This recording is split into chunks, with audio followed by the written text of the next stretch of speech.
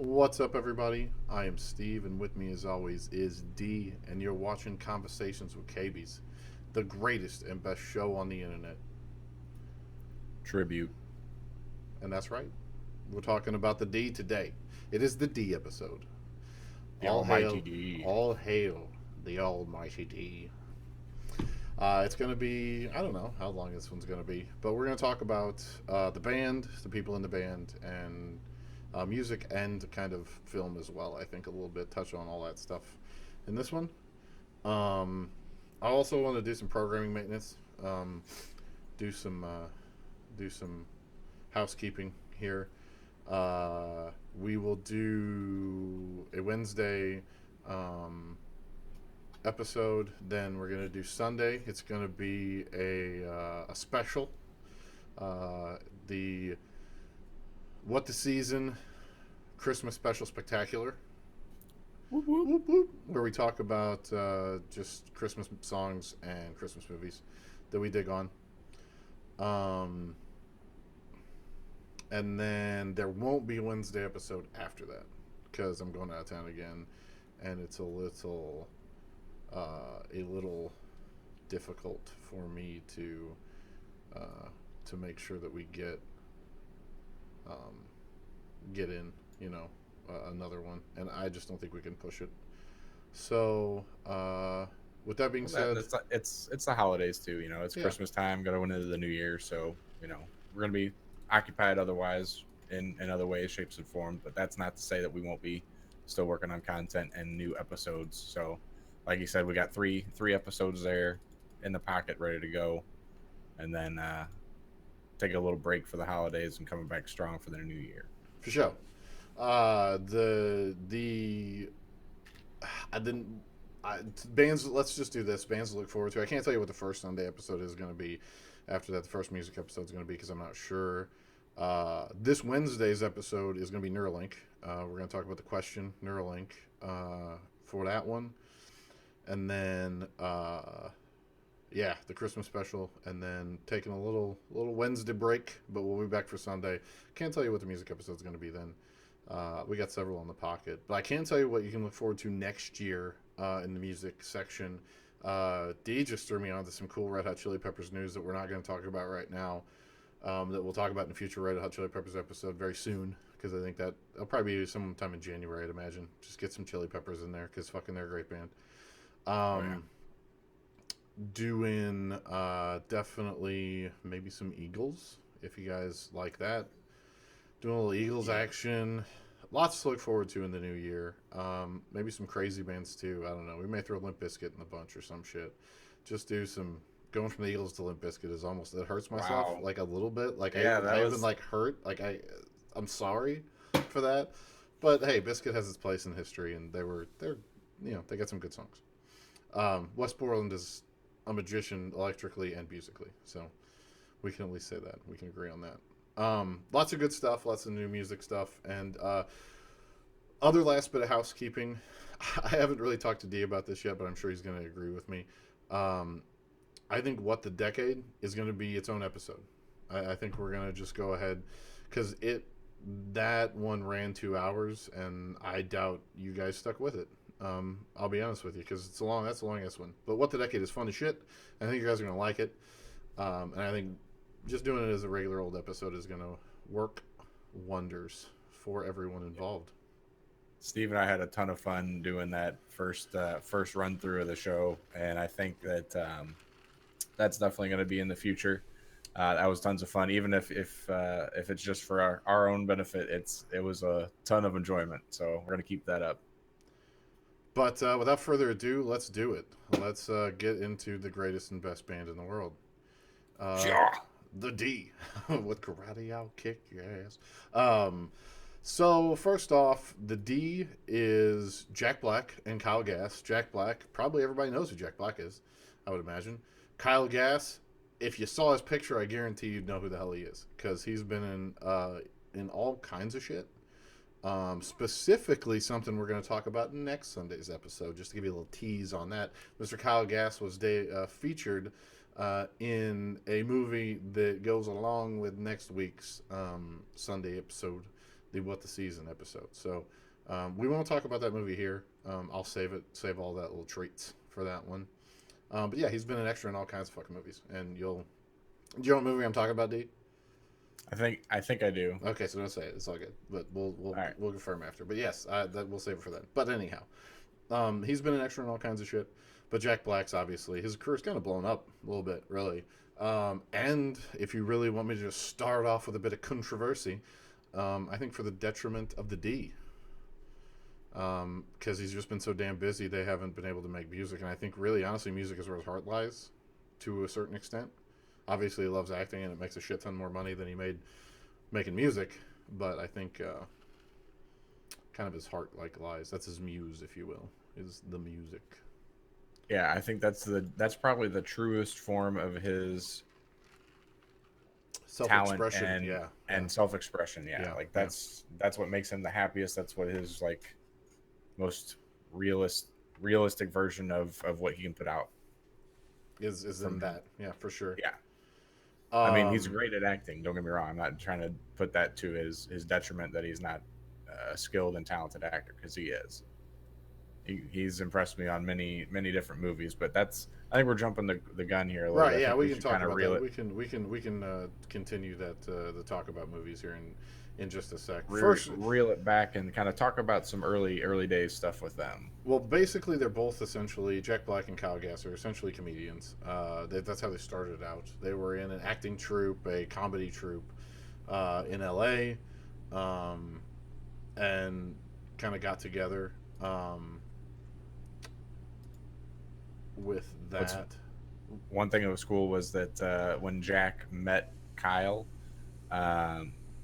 he had really never played guitar, and he made a deal with Kyle that he was going to get lessons from Kyle, and he would help provide him with food and things like that, as like a trade and barter system. Well, they started out kind of as like not necessarily enemies, but Kyle was the musician of the troupe, if you will, and Jack always wanted to be. So kind of Kyle felt threatened by Jack, and it turned out to be like nothing, like because I think Jack Black, if for anything else, is fairly honest, and the way he portrays himself in interviews and on most on screen, and especially who he represents, Jables on the D.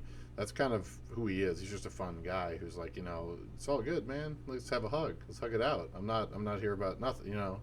It's all good. So I feel like that kind of was like him saying, hey, you're awesome at guitar. Can I learn from you? That kind of a situation eased Kyle into it, who was also 9 years older than him at that point. So you can kind of feel. He's the elder statesman of this particular comedy troupe. He feels like this new fucking crazy kid who essentially is Chris Farley, like the Chris Farley of the group, the big, obnoxious kind of... he's there to take his job kind of thing. Right. And he's also obviously a talented musician and has no fucking qualms about just fucking belting some shit out in the middle of everything, He doesn't... That doesn't bother him. So he, a big attitude like that can intimidate anyone. But I feel like that's what's cool about them. They rather than becoming adversaries, they become friends and teachers. Kyle learned a lot from Jack, and Jack learned a lot from Kyle in that sense. And that's why they play so well together. Really, is because they started out. I mean, they learned from each other, learned to play from each. Well, not, Kyle learned from Jack to play, but I'm sure riffs and the creativity of Jack Black after he got decent enough at guitar taught Kyle some shit on solos and stuff, things like that. But yeah, so they went through that and kind of formed the band, if you will, around, let's say, 94-ish. Jack Black was doing some film at the time. Around then, from 96, he was Biodome, probably. I don't know if you guys, who the hell saw Biodome, but Biodome was a good movie. It's a mindless movie, but it's a Pauly Shore movie, so generally all Pauly Shore movies kind of fall into this trope of Pauly Shore movie, and Biodome was one. I think Encino Man was probably the most popular of the Pauly Shore movie, and that was largely due to Brendan Fraser. Anyway, so they formed in that, and he was doing the film work, but they released kind of uh, the demo tape in 97 ish. The demo tape for what Tenacious D would become with Tribute, Kyle Quit the Band, uh, Krishna, and History. Two songs, Krishna and History, I haven't. They're from. I haven't heard as much because they're from the actual. Well, we'll talk about in a second, but like the HBO specials that they did. Um, but the interesting thing I found out with this was in '97. That's when they met Dave Grohl, and it was in happenstance because of Dave Grohl's attachment with Scream, his original band. And Dave Grohl, Foo Fighters, we'll get into that in another episode. That's going to be a January episode, folks. Just I'm sure Foo is going to come in January, and we'll get to talking about them because we talk about them a lot. So and Dave Grohl a lot. do. So we need to just kind of nail that one down. So y'all can. I have a reference point to throw people back to when I mention these things. Anyway, so his attachment was Scream, which is again Dave Grohl's first band before he got with Nirvana. Before then, when he got made Foo Fighters. So that's where the drumming comes in because Dave did the drumming for the original album, and he also did touring drumming with them on several tours. Mm-hmm. And down the road they do other. He does other various. Well, yeah, we'll talk about that. We'll talk about that. We'll talk about Dave Grohl's continued run through theme in this because I mean, essentially, I think Jack Black. He just likes Jack Black. He thinks he's fucking hilarious, and I mean, why wouldn't you? Like that's a dude you want to become friends with, and like just as much as you can hang out with him, you would want to hang out with him. Like, right? You know what I mean? Like it's just a he's dude. one of those genuinely good-hearted, fun-loving, life of the party kind of guys. Right. They were just like yeah, and I mean, at this point, you know, we'll talk about later life in a minute, but regardless, so the demo tape comes out in '97, and it gets picked up by Bob Odenkirk. Bob Odenkirk finds the demo tape and essentially starts Tenacious D, the HBO special, the 3-part HBO special, Tenacious D, in '97. They film it, which is where you get the video version of Karate I'll Kick Your Ass, like that whole storyline comes with the song, so it's just and that's kind of where the rest of the album essentially got introduced, and that's also where this is where they also got their first appearance kind of doing cameo work in music videos because they've been in a lot of Foo Fighters videos. This is the first one, Learn to Fly. They're the stewardesses. They one of the, what are they in Learn to Fly? No, that was Dave Grohl dressing up as a stewardess. Yeah, he was dressed up as a steward. Were they just? I think they maybe just been passengers or something like that. Mm-hmm. But anyway, they were in the video for it. And then the album, essentially, Tenacious D, the album, the full-fledged album comes out, and basically the lead track on this one is Tribute. I mean, obviously, which is the title for this particular, the joke for this particular episode, was the opening line of that song. Everybody probably has heard Tribute, I would imagine, at this point. Yeah, it's been around, going on 20 years almost. Right. And it's a great song, if not the greatest song in the world. And it is, it's great. It's just fun. It is fun. It tells a story, and it is really what really got their notoriety and fame out there and kind of catapulted them to getting well known and popular and all that jazz. Right. It debuted at it peaked at number 33 on the Billboard charts in 2001. That's when it came out. They signed with Epic in 2000, and the album came out in 2001. And of course, like we said, Dave Grohl did drums on pretty much the whole thing, and a bit of guitar. And they got the guitarist for the Vandals, Warren Fitzgerald, and the keyboardist from Fish, which Fish is a deep cut. Jack Black likes Fish quite a bit. Paige McConnell. And bassist from Red Cross, which is a band I don't know. Hawthorne, California. Okay, a punk band. Gotcha. Makes sense. Steve Shane McDonald from Red Cross.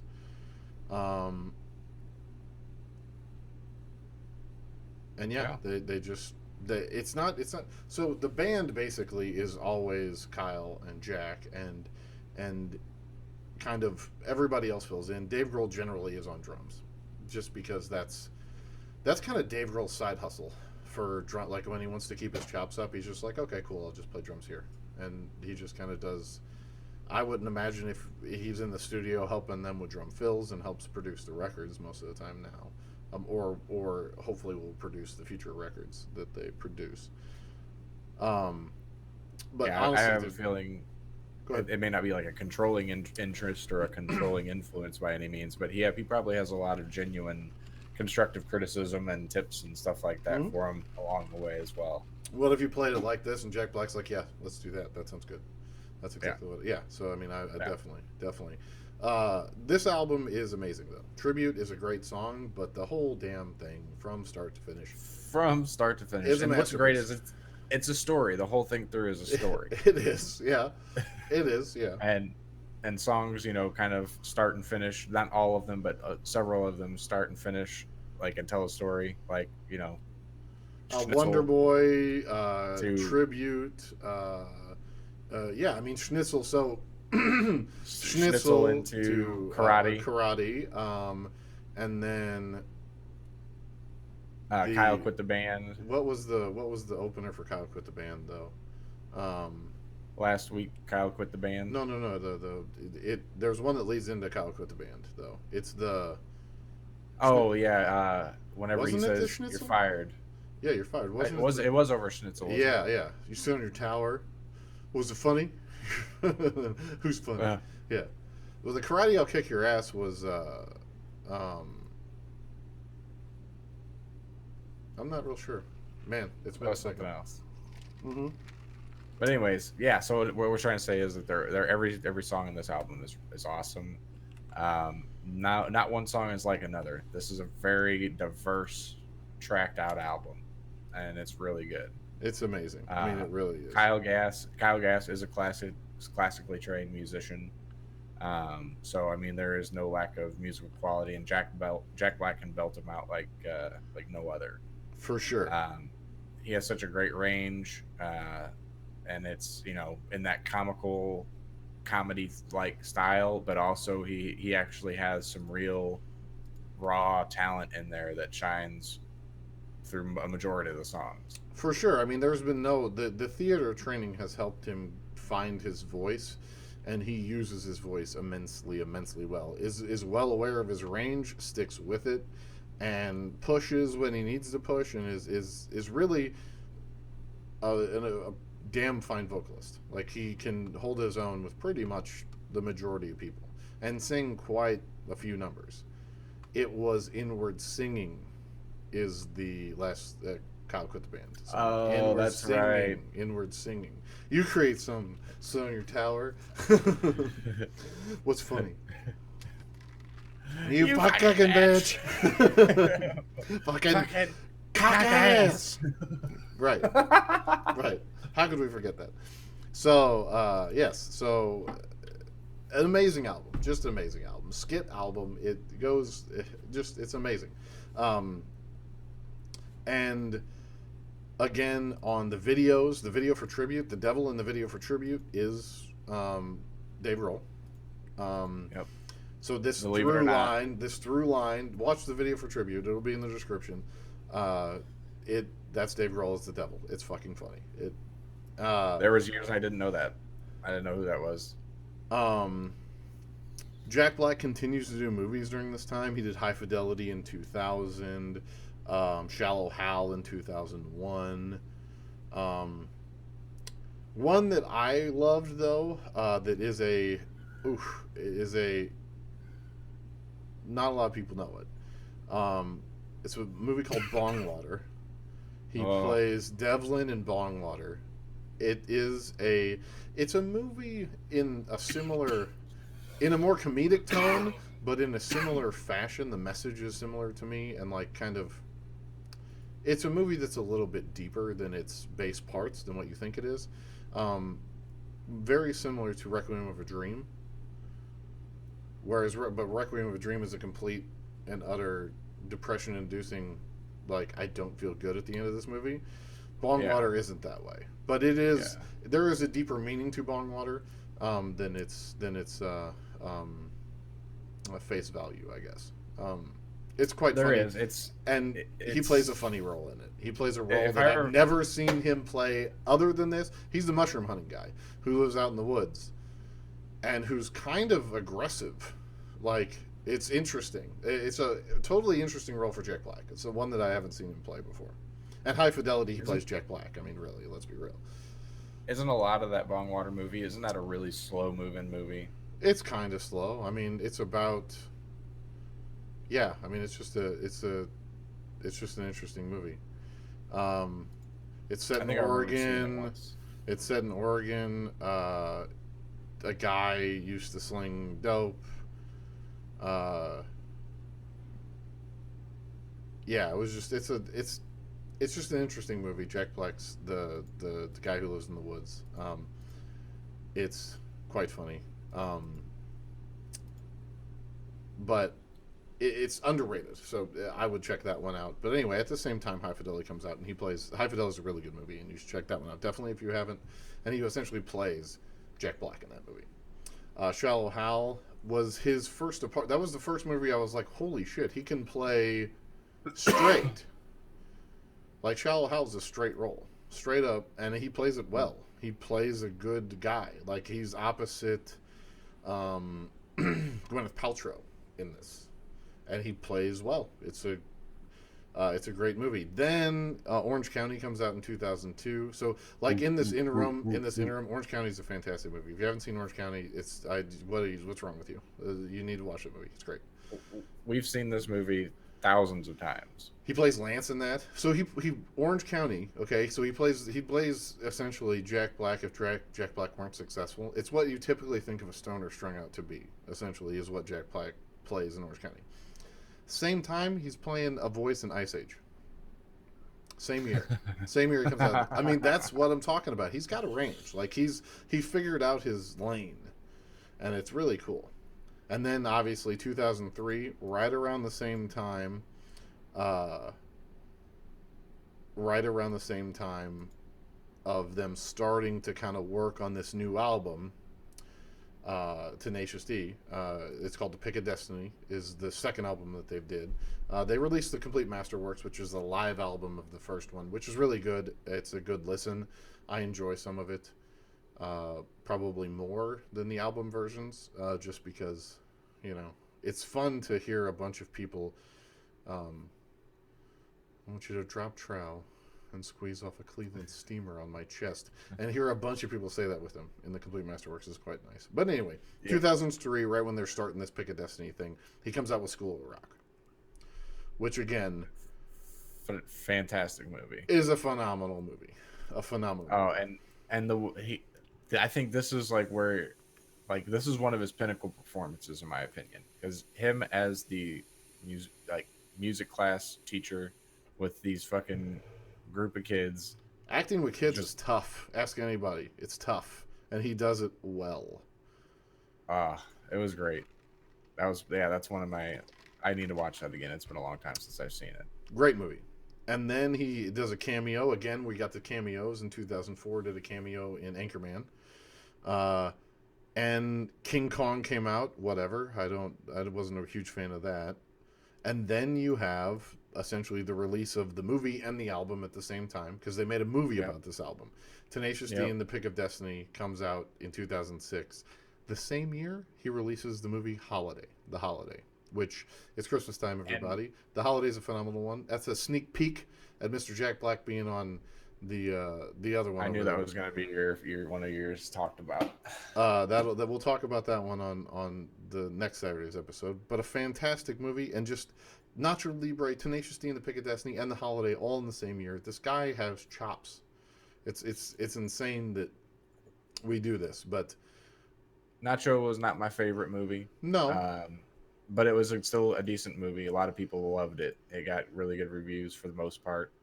But yeah, that's 3 blockbuster movies. Like, those were all successful. But Mike White is his buddy, and Mike White was the buddy from School of Rock as well.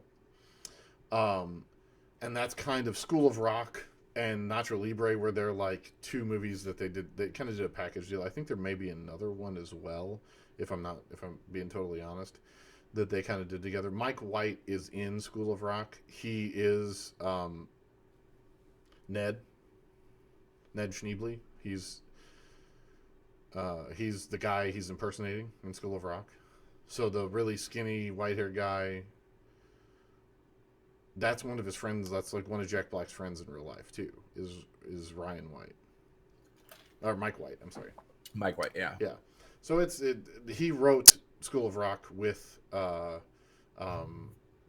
Jack Black in mind, and he wrote Nacho Libre as well. So it was kind of a package deal. So he was already attached to it, and it's okay. I think School of Rock obviously is Mike White's better film, but it was all right. It was fine for what it was. But The Pick of Destiny I enjoyed immensely. I almost think he was too busy, and I think it could have been better. But it's a good movie for what it is. It's more in the kin to Spinal Tap, like that kind of production value, that kind of story, that kind of writing. It's or Heavy Metal, like, you know what I mean, like those kind of movies. It's definitely it's interesting. It's essentially a fictional tale of how Tenacious D was formed, basically. The Pick of Destiny, yeah. Mm-hmm. Absolutely. Starting from, the young age, kid living in the house with his parents, tell him music's not allowed, it's the devil, in a very religious home. And so basically, yeah, it starts out with that, and let's talk about cameos. The ultimate cameo, Meat Loaf is his father. At the beginning of the movie, Meat fucking Loaf is his father. That's amazing. I mean, there are so many cameos in this. Dave Grohl again plays the devil in this, and the devil plays, because essentially the Pick of Destiny, he's playing against the devil for the world, I guess, right? Yeah. Well, it ends up being the fate of Kyle's soul. Right. And he's like, if I lose, you can have Kyle, and you can be your bitch. Right. The album was good. I enjoyed the album. There are some songs. It's not as good as the first album, but I think it's a and this is going to be a running theme. I think it's because they're both busy as shit. I mean, during this time, Kyle's been in all kinds of stuff. He was in Shallow Hal with him. He was in The New Guy with him. Obviously, he's in Pick of Destiny. He's in Kung Fu Panda. He plays cameos basically in a lot of Jack Black's movies and a lot of other movies as well. He's just kind of a cameo guy. I think they both were just busy in the Hollywood movie scene that they didn't give, and they were also focusing on making the movie while they were also writing the album and trying to fit the lyrics of the songs with the movie, and that's difficult. That's a lot of work to do. So I can almost say that the skippers, the songs that aren't good, are good in the sense that they're part of the movie. You know what I mean? And there are quite a few songs. If you watch them with the movie, they're even better. Right, yeah. If you're hearing them via the movie, because all the songs on the album, the Pick of Destiny album, are also in the movie. So if you hear them in that connotation or that context, it makes total sense and works. But as a standalone album, I mean, and that's what I'm trying to judge upon. There are some definite skippers. But all in all, it's a solid effort. As a band, Tenacious D is awesome, and what they're trying to do is very cool.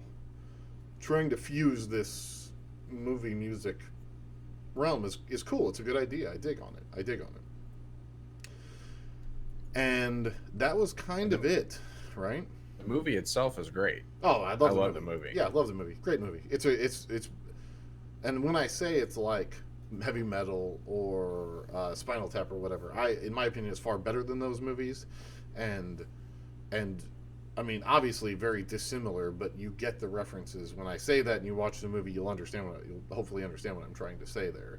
It's certainly nothing like Spinal Tap. I mean, Spinal Tap essentially is a mockumentary on the band, so it's not like that. It's a true Hollywood movie about this people, but it's done in that sense. You get that vibe from it. I think I would call it a fictional rock comedy movie. It's hard to nail down a genre, because it's unlike fucking anything else, really. Like it's just unlike anything else. Um, but that's kind of it with Tenacious D until extremely recently. Well, I mean, not extremely recently. I'm sorry, because they did do another album, another full length album aside from a movie. In Rise of the Phoenix. yeah, at about 2010, essentially the album, 2010 2011, the album was released. Yeah, 3 songs, May 15th 2012. That's right, yeah, because I was waiting for it for a minute. I had it pre-ordered for a long time. um, Rise of the Phoenix was good. um, it's better, in my opinion. It's probably better as an album than the Pick of Destiny. But there's still some skippers on there. It's not a resurgence, basically, to the amazement of the first album, in my opinion. I don't know if I would say it's better than the Pick of Destiny, even as the standalone. Take it away from the movie and just as a standalone album. I still think it probably was a little bit better than Rise of the Phoenix. There's a couple of good songs. Well, let's look at there's tracks. a lot Let's look at tracks. I'm Rise of the looking at it Phoenix right is here. good. Rise of the Phoenix is a good track. Death Star's good. Roadie's good. To Be the Best was good. Yeah, okay, fair enough. I didn't. Okay, fair enough. All right, okay. Like There don't were get me wrong, a some couple really ones. good songs on here, though. I think they're probably okay. So, if we're talking about singles, I think there is a better single on Rise of the Phoenix than a better single on Pick of Destiny.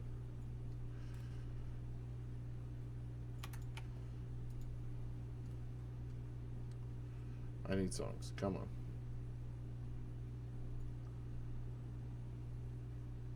All right, we got. I need. Oh, come on, Kickapoo, Classico, Destiny.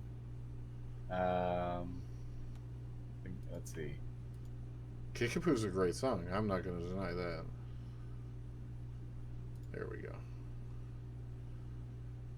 Kickapoo was a great song. What else, though? The Metal was a single. The Metal was a single and really good, but Metal is only 245. Roadie is a fantastic track. If you take, and not even the title track, like Rise of the Phoenix is a really good song as well. But Roadie, Here's the problem. Here's the problem with the Pick of Destiny. I like all the songs. I know all the songs both from the movie and from listening to it. But right. I agree with you that a lot of them they don't make sense to be a single because they're very specific to the movie, which is why it's hard to criticize this album so hard as a standalone album. It is hard. It's very hard. But that's what we're here to make hard decisions. And I feel like Rise of the Phoenix, and that's from a single standpoint, I feel like there are two really amazing singles on Rise of the Phoenix that are better than Pick of Destiny. Pick of Destiny as a whole album is better than Rise of the Phoenix, though, for sure. Okay, we can agree on that.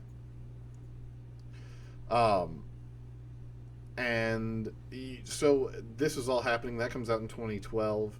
And kind of, there's been pretty much a lull. I mean, since, in 2008, they did Jack Black and Kyle Gass did Kung Fu Panda, so that was a huge thing. Kung Fu Panda 2, he kind of just rode that a bunch. There was a great movie in here called Year One with, what was his name? Michael Cera. Year One with Michael Cera, watch it. It is amazing. It did not get a ton of press, and I loved it. It was great. He's doing, like I said. I maybe saw a little bit of that. It's really good. It's really good. And so he does the Kung Fu Pandas gets him really popular. He's doing 1, 2, and 3. That's now he's 2008, yeah. Now he's 2008, 2011, and 2016. So I mean, he's done quite a few of those, and those take a minute. Tropic Thunder. And Tropic Thunder, which was amazing. I have not seen all of that movie. I am ashamed to say that I have not seen all of that movie, but I have not seen all of that movie. Well, folks, we have a duo here. Yeah, I haven't seen the whole movie yet either. So I've seen Yay. part of that movie and I really want to see all of it, but it's one of those ones I want to sit down and laugh my ass off with. So we'll have to do one over Discord. You and I'll have to do a watch session of that movie just over Discord. I have it. I'm, So I'm on board with that. And right. Robert Downey Jr. as the dude. Right. Oh, I mean, I'm done. I'm I'm done. done. It's going to be great. So if for no other reason, y'all, you saw it here first. We'll talk about it in a future episode, I'm sure. He did the Goosebumps, and he did Goosebumps 2. So he's kind of in these sequel kind of things. He's almost in these franchise movies now. You know what I'm saying? With Jumanji, Kung Fu Panda, and Goosebumps. And that's what he's been riding his life on for a while. But he did a break around 2017, 2018, and decided that him and Kyle were going to do this kind of art piece of an album called Post-Apocalypto. I was excited for it, did it. So was I. I pre-ordered it, was ready to roll, and it's basically a political-driven album about just how shitty Donald Trump is, pretty much. And we don't talk politics on this channel, so we won't talk politics about this particular album, just to say alone that that's what it's about.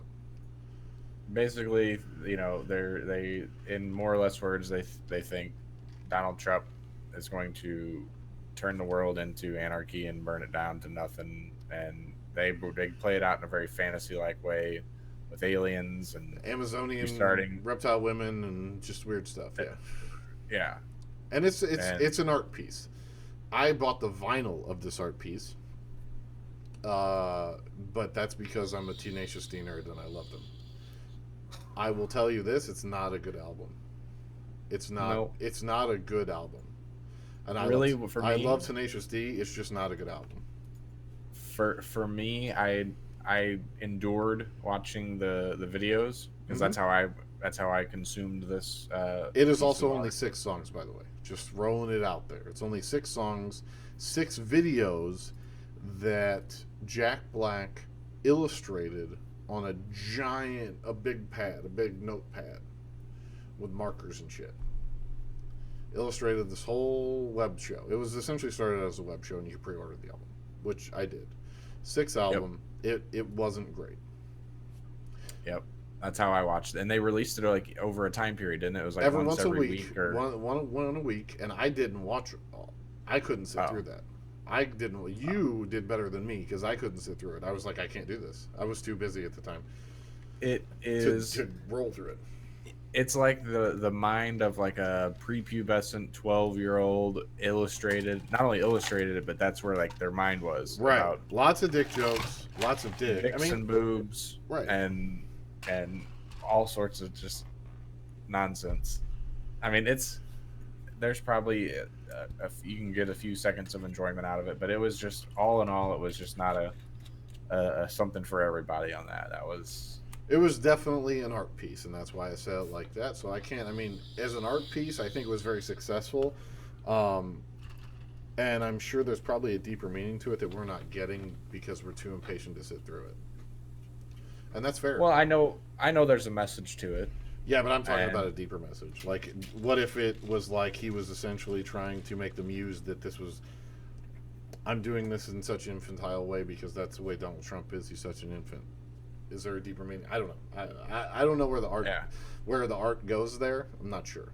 But all I know is I did not dig on the album itself, the musical album. Right. Hence why I also am harping on the Pick of Destiny. I love the fucking movie, but we're talking about albums because this is ultimately we're a music podcast. This particular segment is a music podcast. So that's where you have to live. With that being said, and with the through line being time, because I will tell you that I think they were under the gun on this. Like, he started illustrating fucking Post-Apocalypto like 2018, I think. And it was released in September, I think, of 2018. I think that sounds right, yeah. They were releasing it over September. So, I mean, basically, he didn't have any time to do this. And that's why it's only 6 songs. That's why it wasn't as polished as I think they may have. I think it's what they wanted it to be. Let me just say that. But I think they were forced to work under these constraints due to the fact that they don't have any fucking time. Right. Because they're both busy movie stars, basically. But in a benefit for all of us giant music nerds, 4 days ago, there's been a couple articles where Mr. Jack Black says that basically after this Jumanji movie, he's retiring from acting.